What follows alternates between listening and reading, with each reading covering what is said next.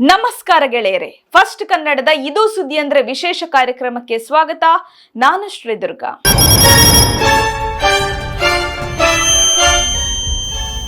ಮಾತಾಡ್ತಿರುವ topic ಸ್ವಲ್ಪ serious, ಆದ್ರೆ ನಾವೆಲ್ಲರೂ ಕಡ್ಡಾಯವಾಗಿ ತಿಳಿದುಕೊಳ್ಳಲೇಬೇಕಾದ ವಿಚಾರ.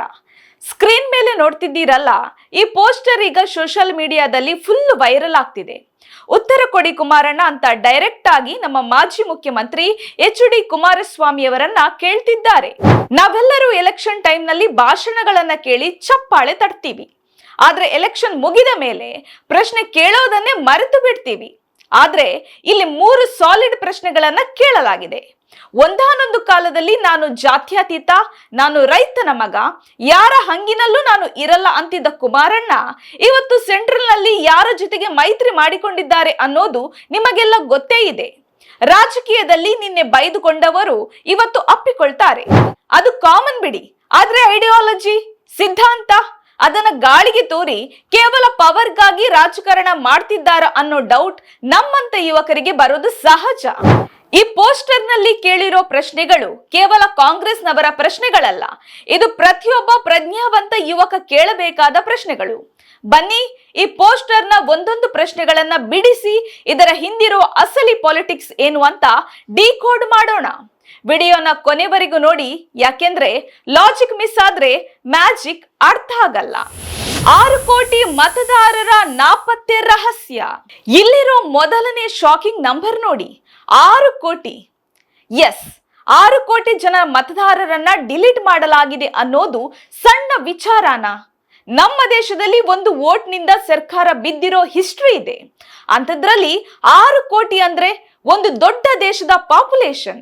ಈ ಡಿಲೀಟ್ ಆದ ಲಿಸ್ಟ್ ನಲ್ಲಿ ಯಾರ್ಯಾರು ಇದ್ದಾರೆ? ಬಡವರು, ಅಲ್ಪಸಂಖ್ಯಾತರು ಅಥವಾ ಸರ್ಕಾರಕ್ಕೆ ವೋಟ್ ಹಾಕಲ್ಲ ಅಂತ ಡೌಟ್ ಇರೋರ? ಕುಮಾರಣ್ಣ ಅವರೇ, ನೀವು ಯಾವಾಗ್ಲೂ ನಾನು ಜನರ ಪರ, ಬಡವರ ಪರ ಅಂತೀರಿ.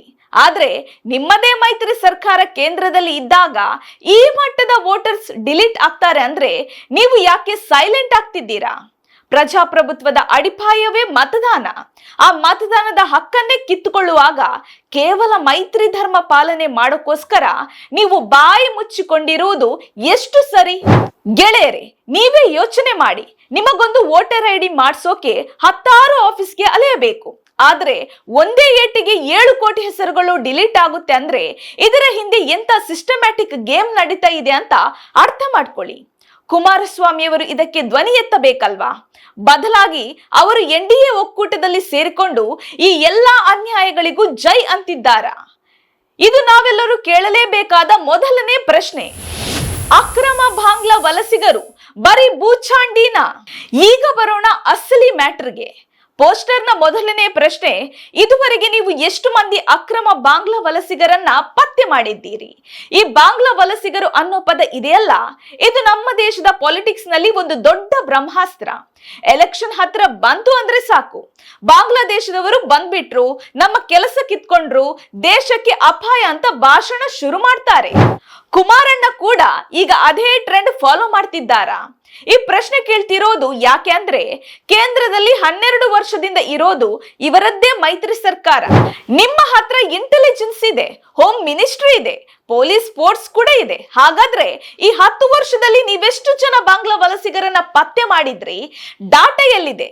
ಸುಮ್ನೆ ಸ್ಟೇಜ್ ಮೇಲೆ ನಿಂತು ಅವರು ಬಂದ್ರು ಇವರು ಬಂದ್ರು ಅಂತ ಜನರಲ್ಲಿ ಭಯ ಹುಟ್ಟಿಸಿ ವೋಟ್ ಕೇಳುವುದು ಈಸಿ, ಆದ್ರೆ ಗ್ರೌಂಡ್ ರಿಯಾಲಿಟಿಯಲ್ಲಿ ಆಕ್ಷನ್ ಎಲ್ಲಿದೆ? ನಮ್ಮ ಯುವಕರಿಗೆ ಕೆಲಸ ಇಲ್ಲ, ಇನ್ಫ್ಲೇಷನ್ ಜಾಸ್ತಿ ಆಗ್ತಿದೆ, ಪೆಟ್ರೋಲ್ ರೇಟ್ ಕೂಡ ಗಗನಕ್ಕೆ ಏರಿದೆ. ಇದ್ರ ಬಗ್ಗೆ ಮಾತನಾಡಿದ್ರೆ ಜನ ಪ್ರಶ್ನೆ ಕೇಳ್ತಾರೆ ಅಂತ ಈ ಬಾಂಗ್ಲಾ ವಲಸಿಗರ ಟಾಪಿಕ್ ನ ತಂದು ಡೈವರ್ಟ್ ಮಾಡ್ತಿದ್ದಾರಾ? ಕುಮಾರಸ್ವಾಮಿ ಅವರೇ, ನೀವು ಲಾಜಿಕಲ್ ಆಗಿ ಮಾತಾಡ್ತೀರಾ ಅಂತ ಜನ ನಂಬಿದ್ರು. ಆದ್ರೆ ಈಗ ನೀವು ಕೂಡ ಅದೇ ಹಳೆ ಕಮ್ಯುನಲ್ ಮತ್ತು ಫಿಯರ್ ಮ್ಯಾಂಗರಿಂಗ್ ಪಾಲಿಟಿಕ್ಸ್ಗೆ ಶರಣಾಗಿದ್ದೀರಾ ಅನ್ನೋದು ಈ ಪ್ರಶ್ನೆಯ ಹಿಂದಿನ ಉದ್ದೇಶ.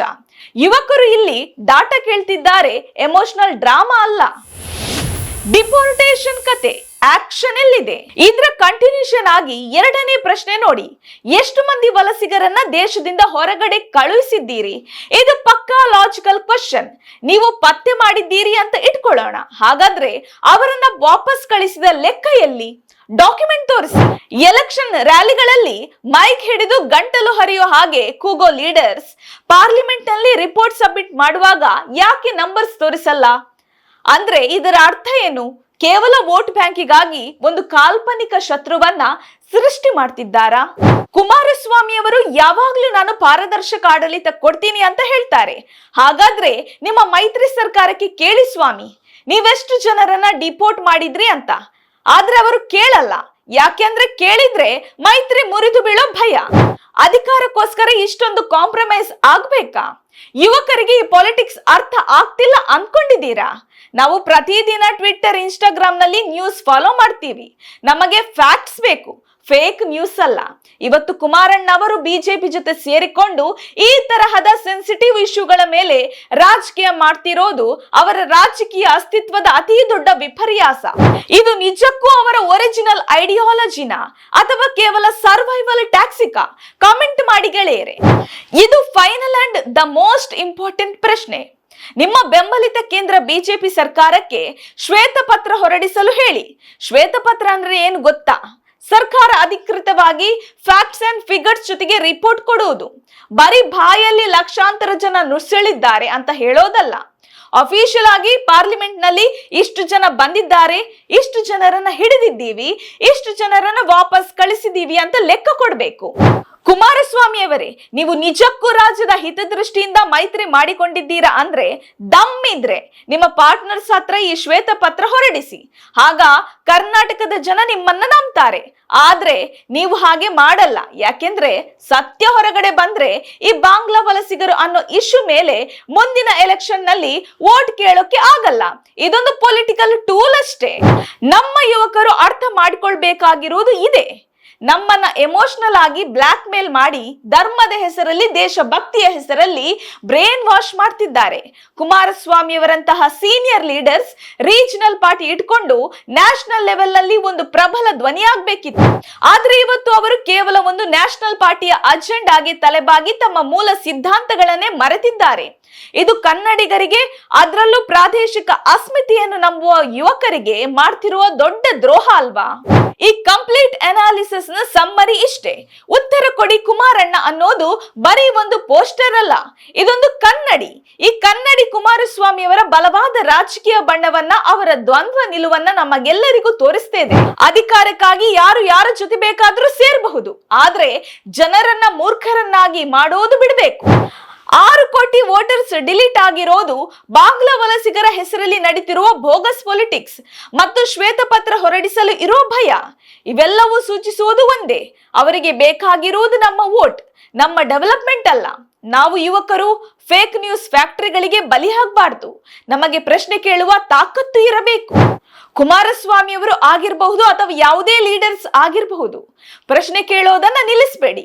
ಈ ಪೋಸ್ಟರ್ ಕೇಳಿರುವ ಪ್ರಶ್ನೆಗಳಿಗೆ ಕುಮಾರಣ್ಣ ಉತ್ತರ ಕೊಡ್ತಾರೋ ಇಲ್ವೋ ಗೊತ್ತಿಲ್ಲ, ಆದ್ರೆ ನಾವು ಮುಂದಿನ ಬಾರಿ ವೋಟ್ ಹಾಕುವಾಗ ಈ ಪ್ರಶ್ನೆಗಳನ್ನ ನಮ್ಮ ತಲೆಯಲ್ಲಿ ಖಂಡಿತ ಇಟ್ಕೊಳ್ಬೇಕು.